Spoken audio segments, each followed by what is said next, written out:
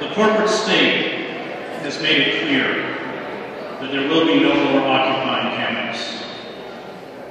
The corporate state is seeking, through the persistent harassment of activists and the passage of draconian laws such as 1021 of the National Defense Authorization Act, and I and other plaintiffs will be in court this Wednesday to fight the Obama administration's appeal of the Southern District Court of New York's decision to declare Section 1021 unconstitutional in an attempt to shut down any legitimate dissent. The corporate state is counting, most importantly, on its system of vast debt peonage to keep the citizenry, and most importantly, the 30 million people who make up the working poor, from joining our revolt.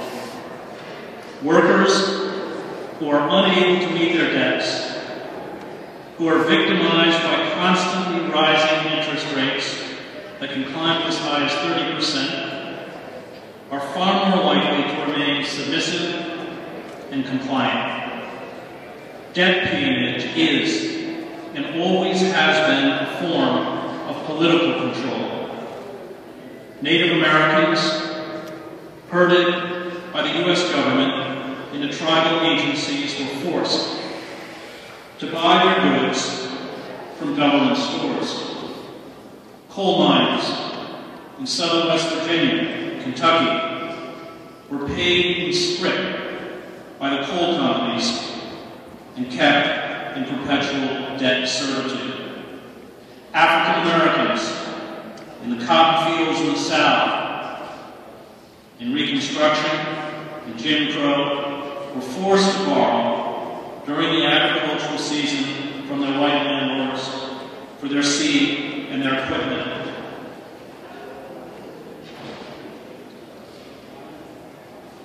It becomes impossible under this system to escape the mounting interest rates that necessitate new borrowing.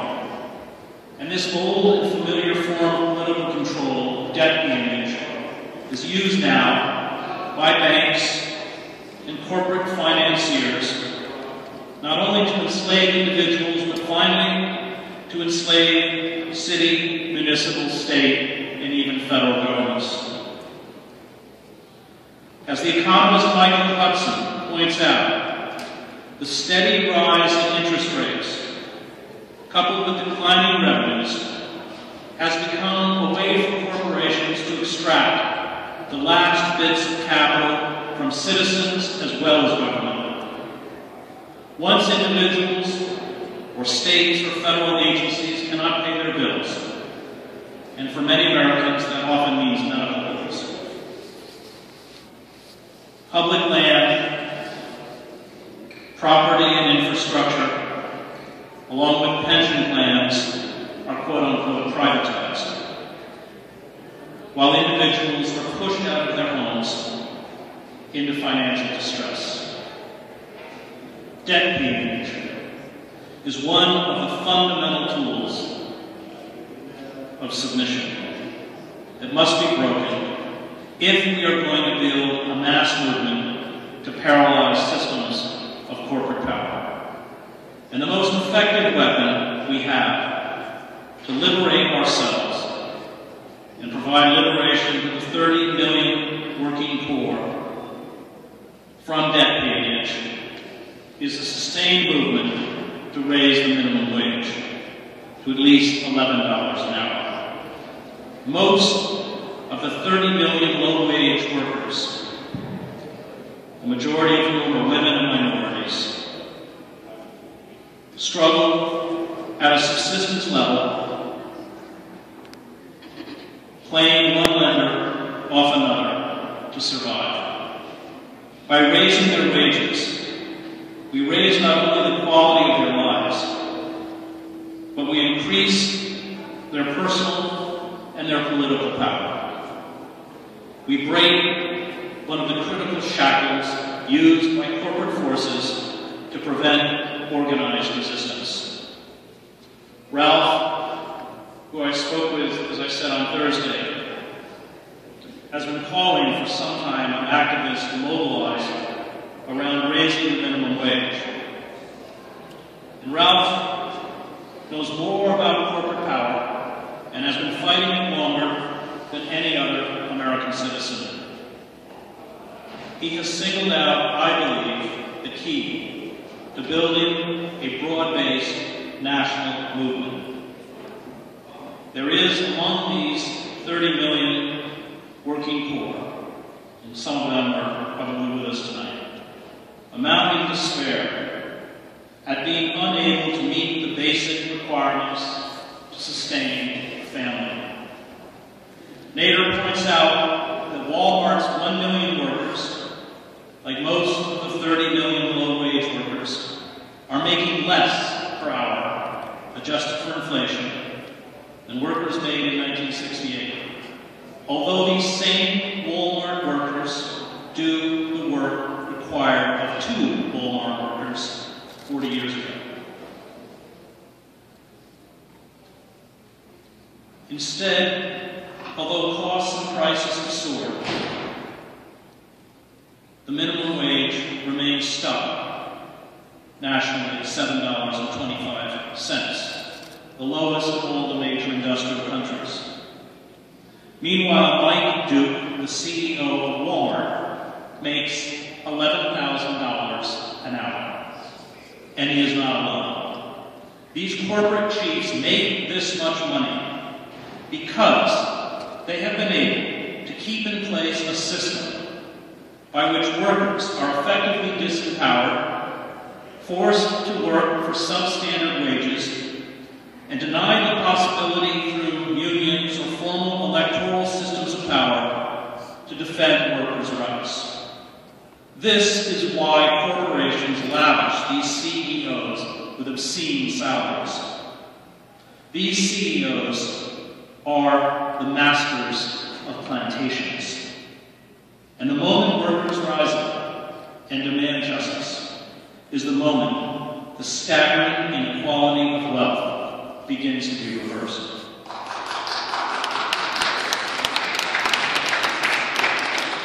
Being a member of the working poor, as Barbara Ehrenreich chronicles in her important book, Nickel and Dime, has become, in this country, one long emergency. It is a daily and weekly lurching from crisis to crisis. The stress, the fear, the suffering, the insecurity means workers are reduced often to doing little more than eating, sleeping, and never enough, and working. And they are kept in a constant state of fear. Ehrenreich writes, when someone works for less pay than she can live on, when, for example, she goes hungry so that you can eat more cheaply and conveniently, then she has made a great sacrifice for you. She has made you a gift of some part of her abilities, her health, and her life. The working poor, as they are approvingly termed, are in fact the major philanthropists of our society. They neglect their own children so that the children of others will be cared for. They live in substandard housing so that other homes will be shiny and perfect. They endure privation so that inflation will be low and stock prices high. To be a member of the working poor is to be an anonymous donor, a nameless benefactor to everyone else. It is time to hold this sacrifice of our working poor. It is time to empower the 30 million low-wage workers in this country, 2/3 of whom are employed by large corporations like Walmart or McDonald's, to fight back. The cartoonist Joe Sacco and I spent the last 2 years in the poorest pockets of the United States, our nation's sacrifice zones, for our book, Days of Destruction, Days of Revolt. We saw in Pine Ridge, South Dakota, Camden, New Jersey, poorest and most dangerous city in the nation, the coal fields of southern West Virginia, and the produce fields of Immokalee, Florida, how this brutal system of corporate exploitation works. In these sacrifice zones, no one has legal protection.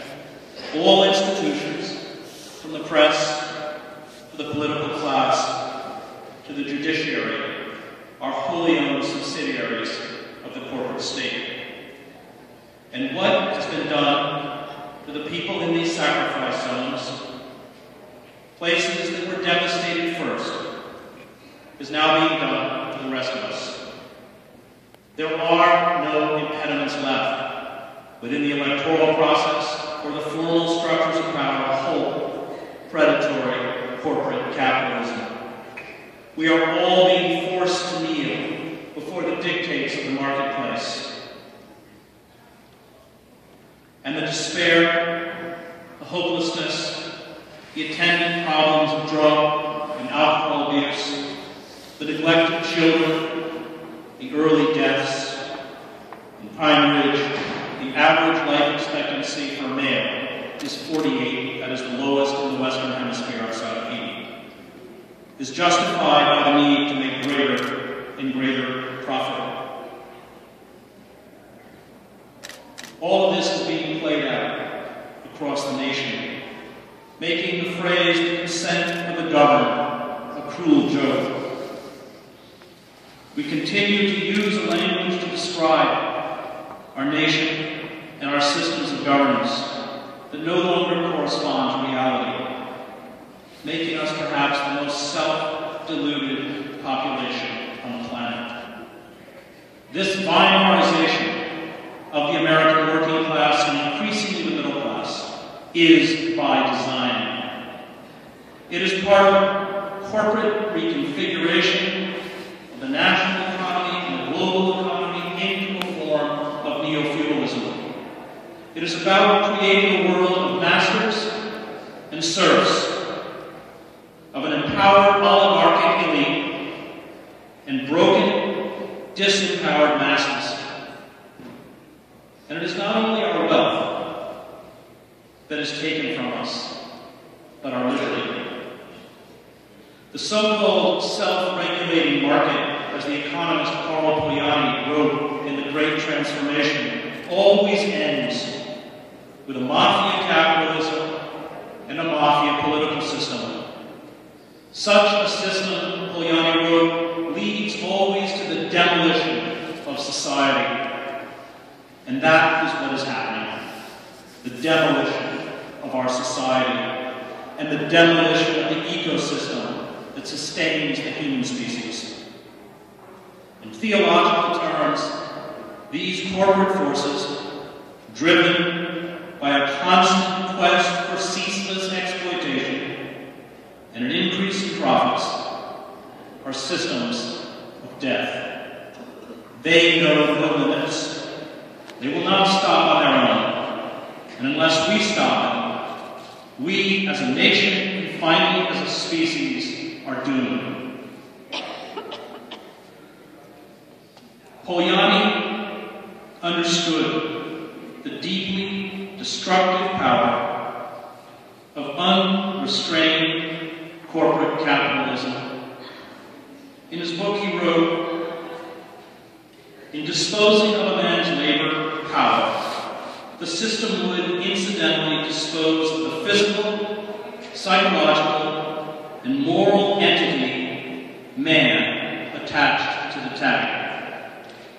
Robbed of the protective covering of cultural institutions, human beings would perish from the effects of social exposure. They would die as victims of acute social dislocation through vice, perversion, crime, and starvation. Nature would be reduced to its elements, neighborhoods and landscapes defiled, rivers polluted, military safety jeopardized, the power to produce food and raw materials destroyed. Finally, a market administration of purchasing power would periodically liquidate business enterprise for shortages and surplus of money would prove disastrous to business as floods and droughts in primitive society. Undoubtedly, labor, land, and money markets are essential to a market economy, but no society could stand the effects of such a system of crude fictions even for the shortest stretch of time, unless its human and natural substance, as well as its business organizations, was protected against the ravages of this satanic mill. The global and national economy continues to deteriorate, and yet, curiously, stock market price levels are close to their highs in 2007 on the eve of the meltdown. This is because these corporations have been able to suppress wages, slash social programs, and bilk the government for staggering sums of money. The Federal Reserve purchases about $85 billion worth of mortgage-backed securities and treasury bills every month. This means that the Fed is printing endless streams of money to buy government debt and toxic assets from banks. The Federal Reserve now owns assets, much of them worthless, of $3.01 trillion. That is triple what it was in 2008. And while corporations such as Citibank or General Electric loot the Treasury, they exact more pounds of flesh from workers in the name of austerity. General Electric, as Ralph points out, is a net job exporter. Over the past decade, as Citizens for Tax Justice has documented, General Electric's effective federal income tax rate on its $81.2 billion in pre-tax U.S. profits has been, at most, 1.8%. Because of the way General Electric's accountants play with tax liabilities, the company actually receives money from the Treasury. They have several $billion paid to them from the federal government into company bank accounts, and these are not tax refunds. The company, as Nader argues, is a net drain on the Treasury, as well as a net drain on jobs. It violates a host of environmental and criminal laws. And yet, Jeffrey Emmett, the CEO of General Electric, was appointed to be the chairman of President Obama's Job Council. Emmett's only contribution to the Jobs Initiative was to close plants this week in Warren, Ohio, and Ravine, Ohio, along with 6 turbine repair facilities in cities such as Pittsburgh and Houston. Kenneth Chennault, the chairman and chief executive of American Express Company, shortly before the president appointed him to the council, cut 550 jobs, or 1% of his workforce.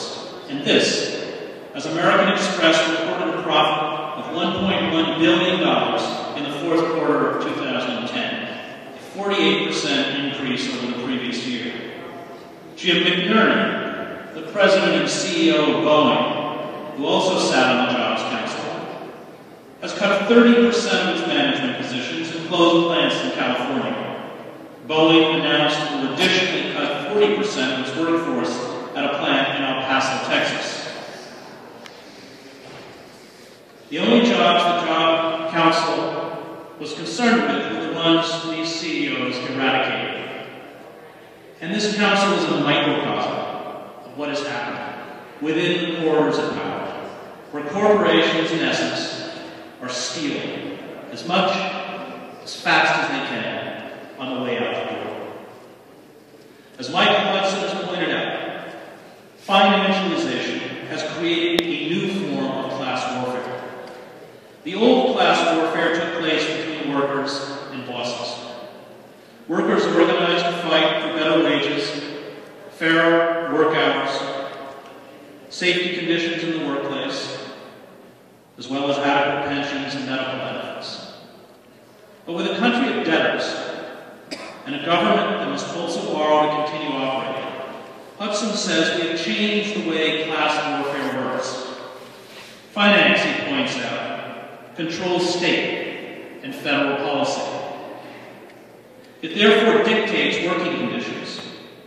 The financiers who provide the loans to government demand austerity and long-term unemployment to, as Hudson told a Greek newspaper, drive down wages to a degree that could not occur in the company-by-company clash between industrial employers and their workers.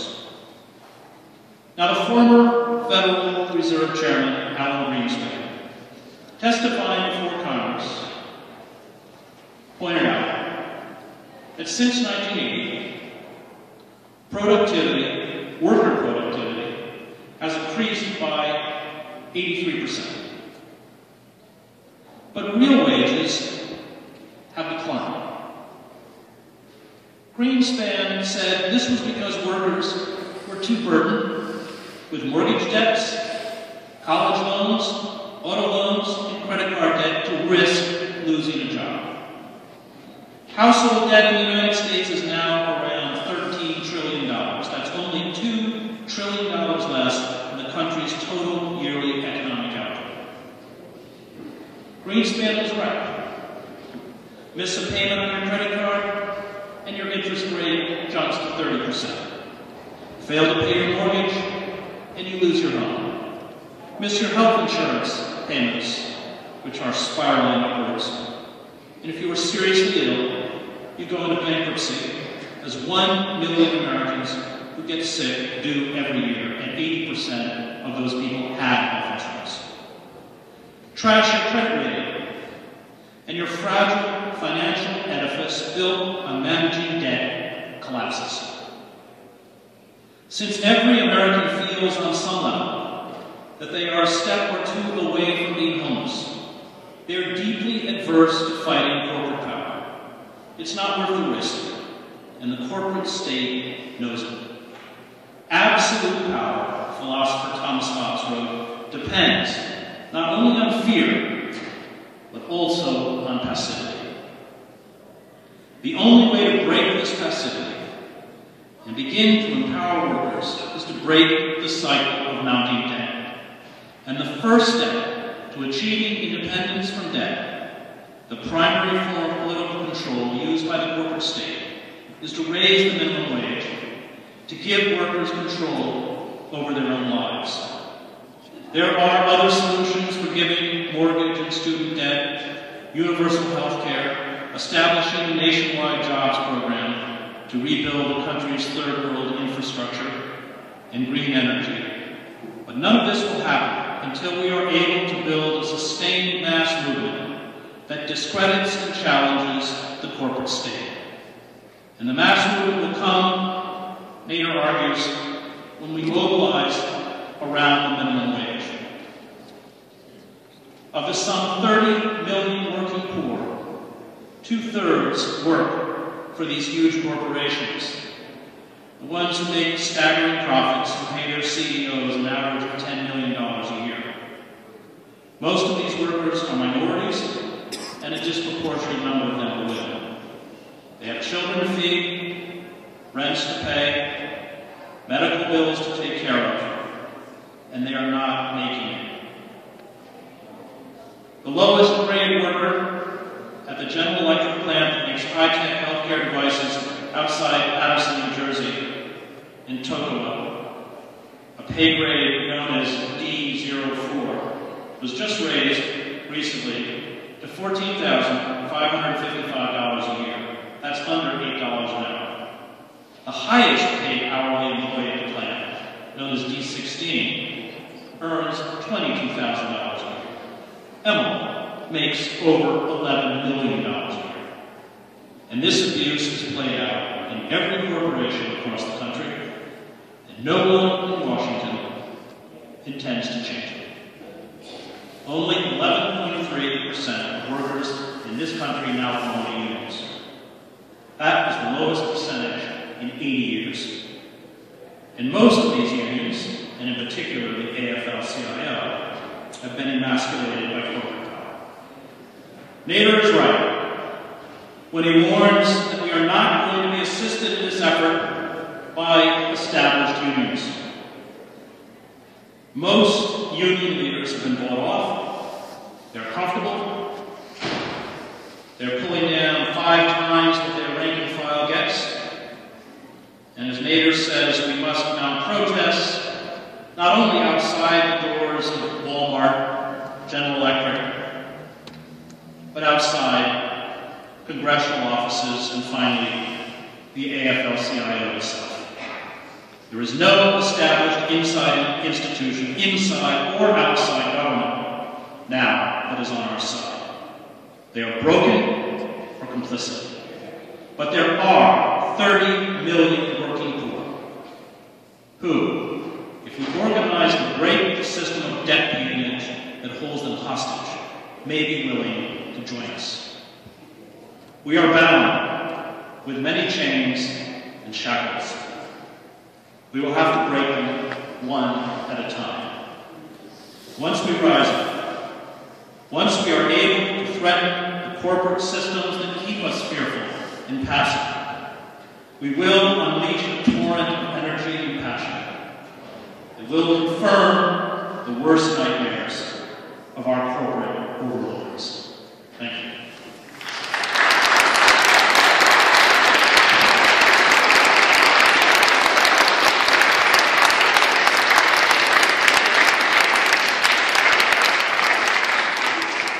I know there are a lot of people in this room who know a lot more about labor organizing than I do.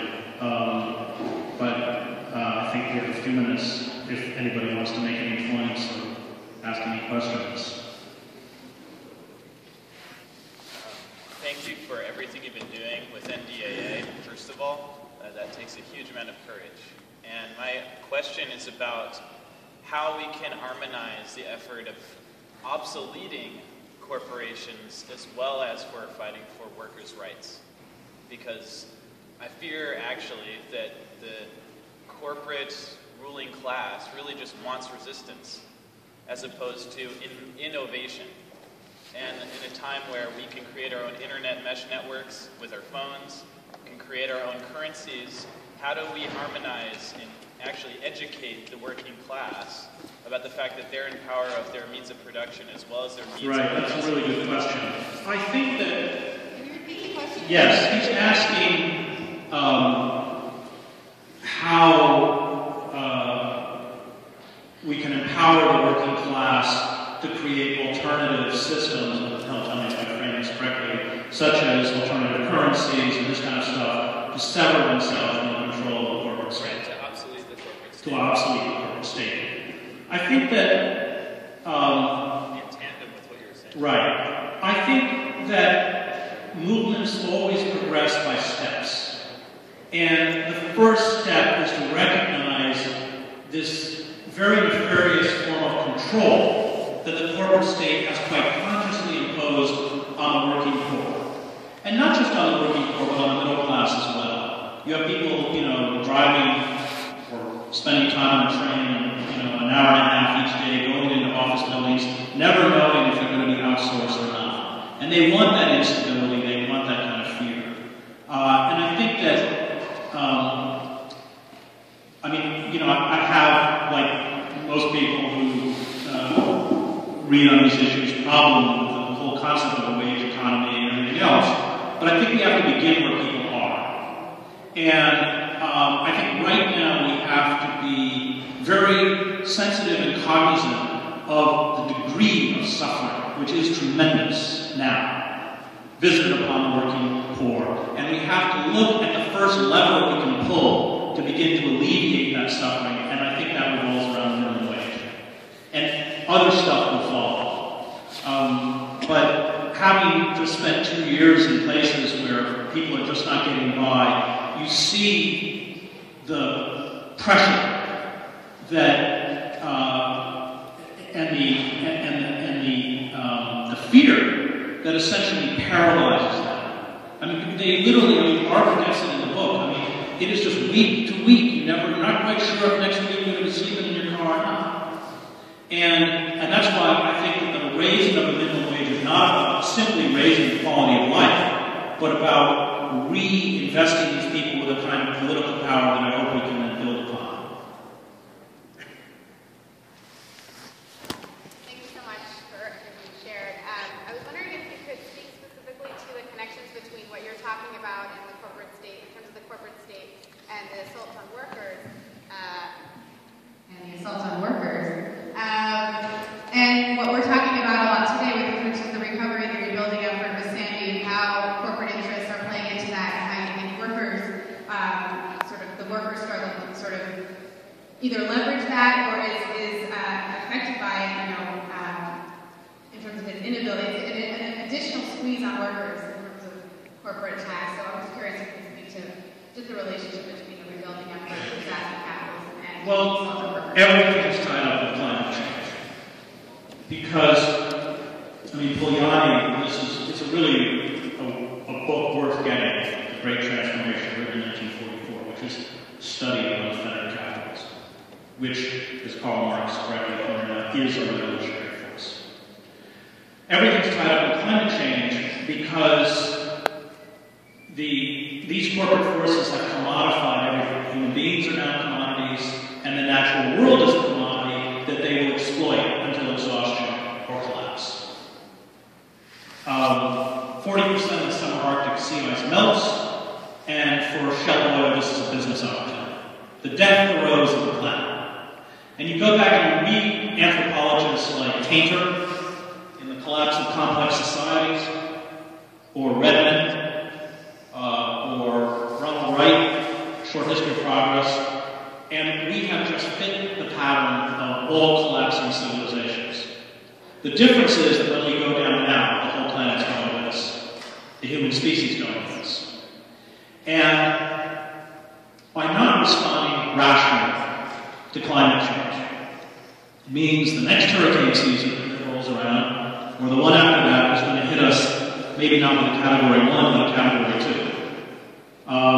And wait till the New Jersey Shore, or Rockaway, or any of these other coastal communities get hit again. There finally will be an inability to rebuild that infrastructure. I mean, the estimates, I think, are $70 billion loss on this one. And so, what we're watching is not only the breakdown of globalization, but the breakdown of the ecosystem, and the forces that are breaking them down are the same. And it's this neo-feudal global enterprise, which is, they're very good. I mean, in terms of sort of fooling us, it is a multi-ethnic elite now.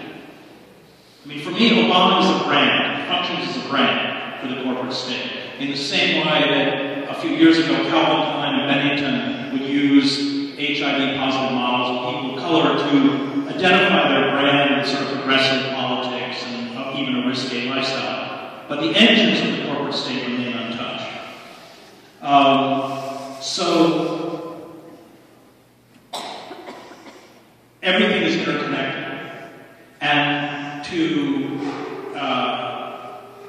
somehow focus exclusively, and I mean, this for me is the beauty of the Occupy movement because it brings all these strands together, but to focus solely on re-empowering workers and ignore the assault on the ecosystem means that everything you're doing for those workers in the end is nullified. I was on Democracy Now! A few weeks ago with Paul Krugman, and Krugman, I like Paul, but he's essentially trying to rebuild a consumer economy that I think, number one, we can't rebuild, and number two, will kill us if we try to rebuild it.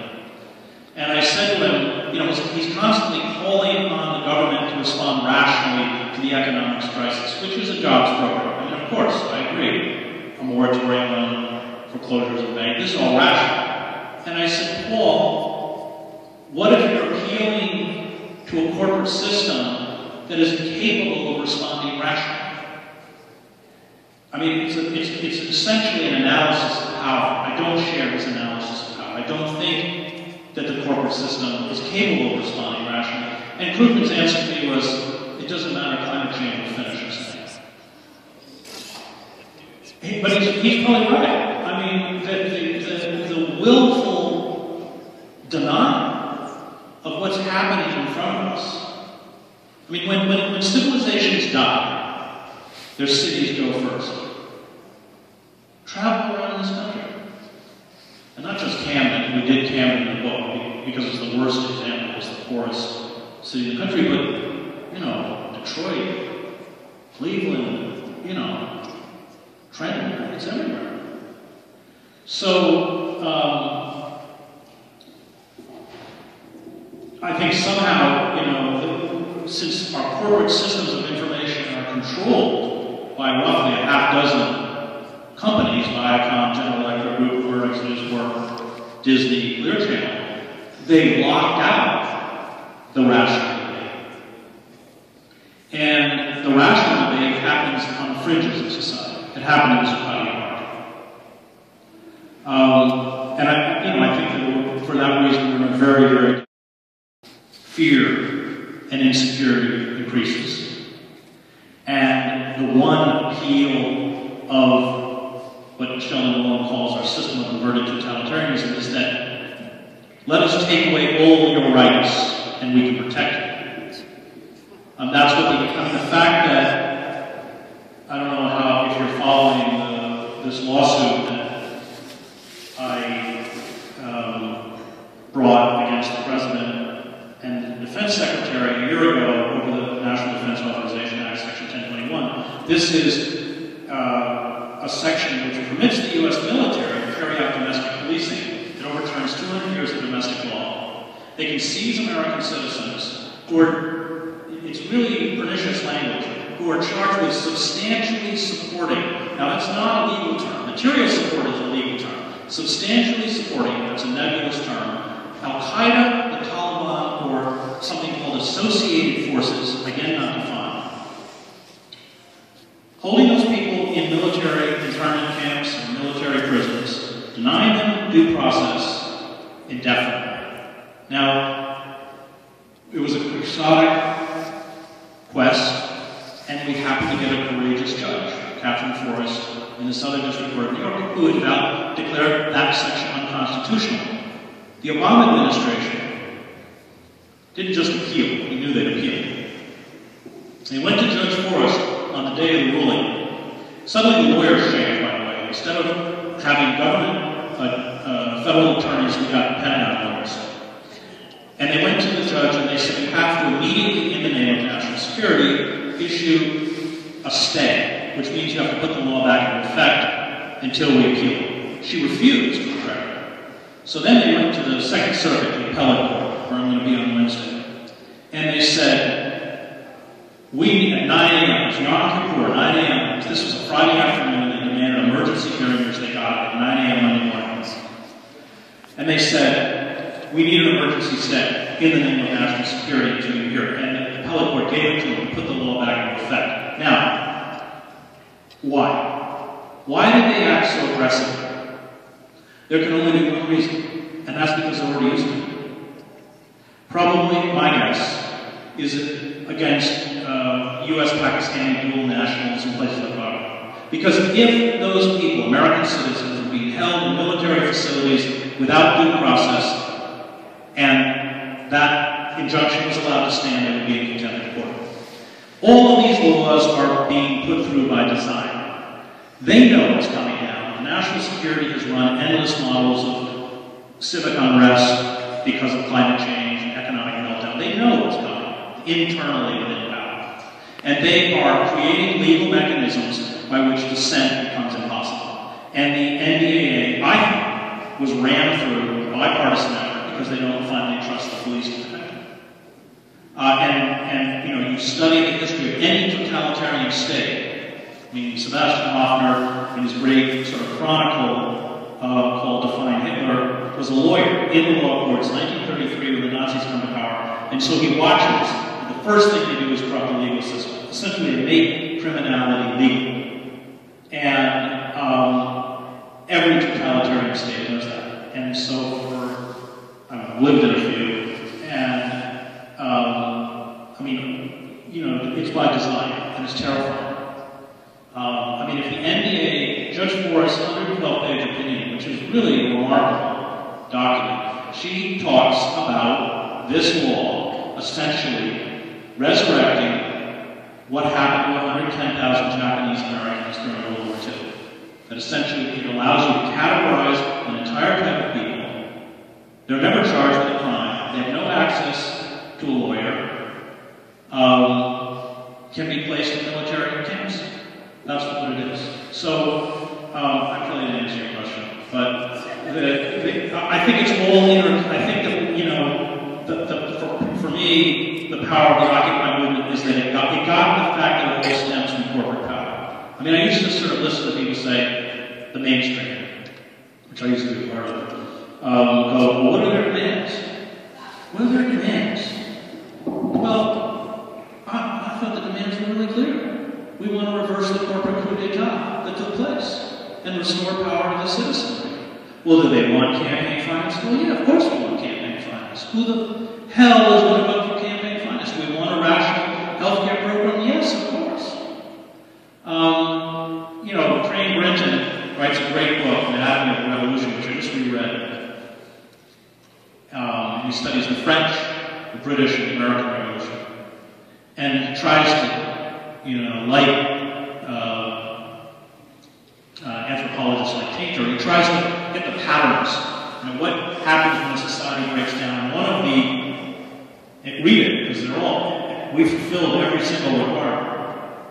And one of them is that you begin to build a popular movement that makes the demand that the power elite cannot hear, because it would mean their dissolution. And that's precisely what Occupy did. So when they were saying, what are your demands? It's because the elite couldn't hear that the demand was their abolition, which is the only thing that's going to save us. I'll let you pick. You're not like you pick.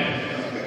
In your talk and in your book, you've focused on Camden, New Jersey, and the utter poverty there to underscore your call, your demand to raise the minimum wage to $11 an hour. But if we look at the northern part of the state, in a city nearly as poor as Camden, Newark, New Jersey, they weren't, the popular movements there led by the People's Organization for Progress and a number of groups weren't settling for a measly raise to $11 an hour, but instead were calling for a direct government employment, not contracting out, at union wages, not nearly poverty wages of $11 an hour, for a democratically controlled mass public works program to rebuild Newark, Camden, New York, New Orleans, and the country and the world, for that matter, paid by taxing the rich and ending the wars in the U.S. military regime. And that's been a demand that's been gaining traction. I'm a Katrina survivor. That was one of the demands coming out, demands on the state. Stop the privatization, but we also knew New Orleans was a disaster well before Katrina, and we needed a mass public works program. It emerged in the Occupy movement. That was the man. I was a part of that movement.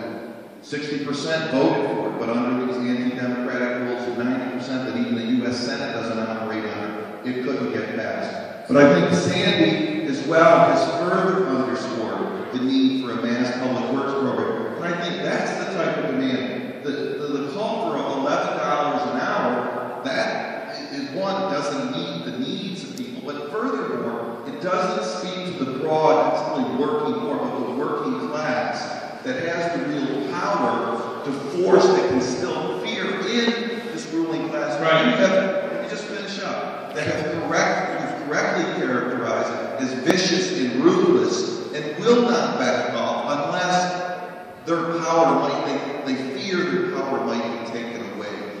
So I think you mentioned the public works, but I think that's something that could really galvanize